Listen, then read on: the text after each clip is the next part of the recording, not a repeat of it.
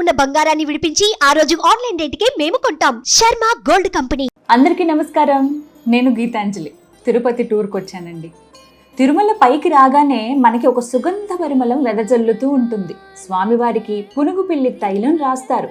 ఆ తైలం వాసనతో సుగంధ ద్రవ్యాల వాసన కలగలిపి కొండ మొత్తం పరిమళిస్తుంది. అనేక రకాల కాటేజెస్ ఉంటాయి ఇక్కడ. ఏటీసీ, జిఎన్సీ ఇలా. జిఎన్సీ అంటే ఉదాహరణకి గరుడాద్రి నగర్ కాటేజెస్ ఇలా ఉంటాయి అన్నమాట. రూమ్ కావాలంటే మనం సిఆర్ఓ దగ్గరికి వెళ్ళి క్యూలో నుంచుని ఆధార్ కార్డు ఇస్తే మనకి 20 నిమిషాల్లో మెసేజ్ వస్తుంది. మనం ఆన్లైన్లో కూడా రూమ్ బుక్ చేసుకోవచ్చు. కాకపోతే ఆన్లైన్ దర్శనం బుక్ చేసుకున్న వారికి ఆ ఫెసిలిటీ. కొండ మీద భక్తులకు ఉచిత వసతి, ఉచిత భోజనం, ఉచిత బస్సు ఇలా అన్ని రకాల సదుపాయాలు కల్పిస్తున్నారు దేవస్థానం వారు. అలాగే రూమ్ దొరకని వారికి లాకర్ల సదుపాయం కూడా ఉంటుంది. కొండ మీద ఆధ్యాత్మికత ఉట్టిపడేలా ఆ శ్రీ మహావిష్ణువు దశావతారాలు ఇక్కడ ఏర్పాటు చేశారు. మత్స్య, కూర్మ, వరాహ, నారసింహ, వామన, రామ, పరశురామ, కృష్ణ, బలరామ, కల్కి అవతారాలు ఇక్కడ ఏర్పాటు చేశారు.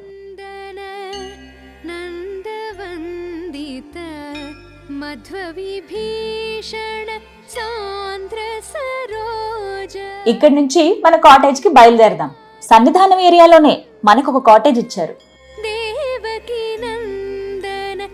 ఫ్రెష్ అయిపోయి తిన్నగా దర్శనానికి వచ్చేసాం. ముందుగా వరాహస్వామిని దర్శించుకోవడానికి వచ్చామండి. తిరుమల వచ్చిన వారు, ఆ స్వామివారిని దర్శనం చేసుకోవడానికి వచ్చిన వాళ్ళు ఎవరైనా సరే వారికంటే ముందుగా వరాహస్వామిని దర్శించుకుంటారని సాక్షాత్తు ఆ స్వామివారే వరాహస్వామి వారిని అనుగ్రహించారట. ఇదిగో ఈ ప్రదేశంలోనే స్వామివారు ఎంతో మంది భక్తులకు తమ నిదర్శనాలు చూపించారు. అనంతాల్వారు, వెంగమాంబ, అన్నమయ్య, రామానుజాచార్యులు, తొండమాన్ చక్రవర్తి, ఆకాశరాజు ఇలా ఎంతో మంది ఉత్తమ భక్తులతో ఆయన నేరుగా మాట్లాడేవారట. ఈ పుష్కరిణి దగ్గరే అనంతాళ్వారు గుణపం విసిరితే స్వామివారి గడ్డం మీద గాయమైంది. అప్పటి నుండే స్వామివారి గడ్డంకు పచ్చకర్పూరం పెట్టడం మొదలు పెట్టారు. ఆ గుణపం కూడా గాలిగోపురం వద్ద ఇప్పటికీ వేలాడదీసి ఉంటుంది. మీరు దర్శనానికి వెళ్ళేటప్పుడు, అంటే ఆలయం లోపలికి వెళ్ళేటప్పుడు కుడివైపుగా గమనించండి. ఈ 4 మాడ వీధుల్లో చెప్పులు వేసుకుని నడవకూడదండి. స్వామివారు తిరిగే ప్రదేశం కదా, అందుకే ఆ నిర్ణయం తీసుకున్నారనుకుంటా.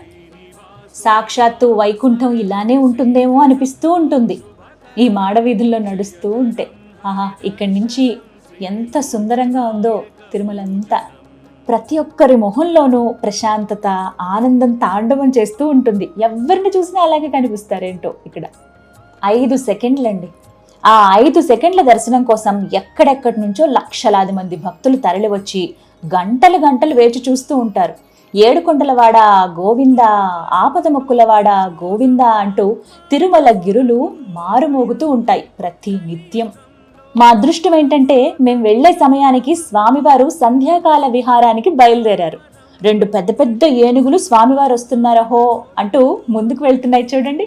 కలియుగంలో వకుళ మాత గర్భమందున జననము జయకరం హరిద. మనం వరాహస్వామిని దర్శించుకున్న తర్వాత అక్కడే ఉండే రాధాకృష్ణ దేవాలయం, నరసింహస్వామి ఆలయాన్ని దర్శించుకోవడం మర్చిపోద్దే.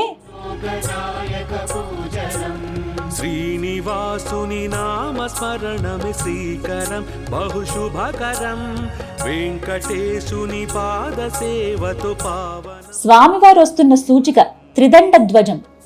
అది పట్టుకుని పెద్ద జిఆర్ స్వామివారు శిష్య బృందంతో వస్తున్నారు. భక్తులందరూ ఎదురు చూస్తూ ఉండగా ముందు రామానుజాచార్యుల వారు, ఆ వెనుకనే కోటి కోర్కెలు తీర్చే కోనేటి రాయుడు వచ్చేశారు. ఆహా, ఎంత శోభాయమానంగా ఉన్నారో. చూడ్డానికి 2 కళ్ళు సరిపోవడం లేదు. నేనైతే వేరే లోకల్లోకే వెళ్ళిపోయాను స్వామివారిని అలా చూస్తూ. ఈ ఉత్సవ విగ్రహానికే ప్రతినిత్యం కళ్యాణం జరిగేది. ఈ ఉత్సవ బేరానికే స్నపన తిరుమంజనం జరిగేది. స్వామివారి సేవలన్నీ ఈ స్వామివారికే చేస్తారు. వెంకటాచల శిఖరమందున వెలుగుతున్న వైభవం జయకరం హరిదర్శనం శ్రీలోకనాయక పూజనం. జీవితాంతం ఇలా ఆ స్వామివారిని సేవిస్తూ ఇలాగే ఈ ప్రాంతంలోనే ఉండిపోతే బాగుండు కదా, నన్ను అలా ఉంచేసుకో స్వామి ఇక్కడ తిరుమలలో అని ఆయన్ని అడగాలనిపించింది. వాస్తవానికి మనసులో అదే అనుకున్నాను.